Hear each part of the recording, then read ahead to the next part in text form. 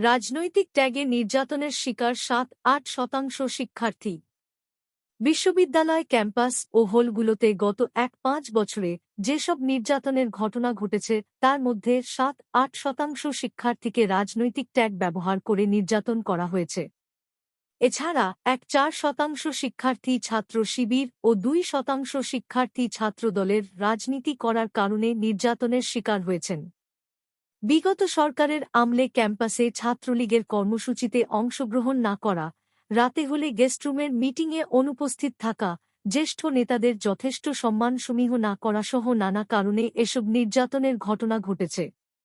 এক গবেষণা প্রতিবেদনে এ তথ্য জানিয়েছে যুক্তরাষ্ট্রভিত্তিক মানবাধিকার সংগঠন সোচ্চার টর্চার ওয়াচডগ বাংলাদেশ।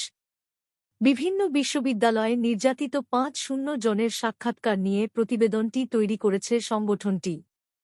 সোমবার রাতে